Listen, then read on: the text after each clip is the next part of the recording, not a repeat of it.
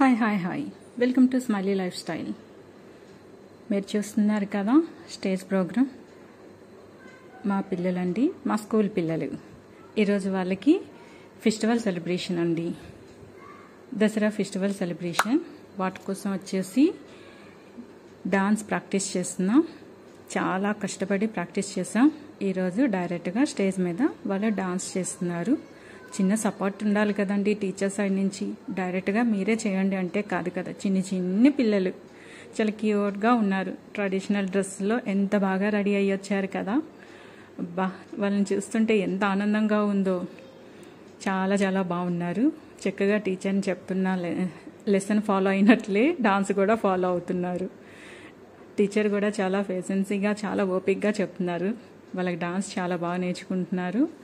And ఇప్పుడు వాళ్ళు డైరెక్ట్గా స్టేజ్ మీద డాన్స్ చేస్తున్నారు. ఎంతోమంది డాన్స్ చూడడానికి వచ్చారండి. పేరెంట్స్, పెద్దవాళ్ళు అందరూ కూడా వచ్చారు.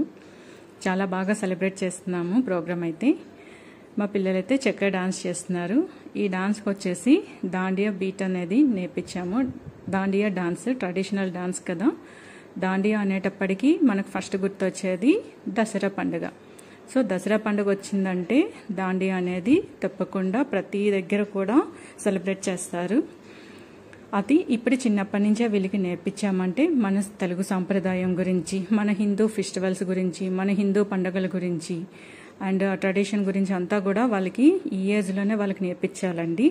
అందుకని చెప్పేసని మా టీచర్ కూడా పిల్లల కోసం వచ్చేసి ఈ ప్రోగ్రాం కండక్ట్ చేశారు. అండ్ దాని గురించి కూడా ఎక్స్ప్లెయిన్ చేసి చెప్పారు వాళ్ళకి. వాళ్ళు కూడా చక్కగా టీచర్ని ఫాలో అవుతున్నారు. మీరు కూడా మీ పిల్లలు ఉంటే మన హిందూ పండుగల గురించి, హిందూ సాంప్రదాయాల గురించి నేర్పించవలసిన ఏజ్ అయితే ఈ ఏజ్లోనే వాళ్ళకి చెప్తా ఉంటే అర్థమవుతూ ఉంటుంది. సనాతన ధర్మాన్ని ఎలా సేవ్ చేయాలి, ఎలా కాపాడుకోవాలి అనేది కూడా ఈ ఏజ్లో మనం చెప్పాలండి. ఓకే, పిల్లలకైతే మాత్రం మన పండుగల గురించి బాగా ఎక్స్ప్లెయిన్ చేసి టీచర్ అయితే డాన్స్ కూడా నేర్పించారు.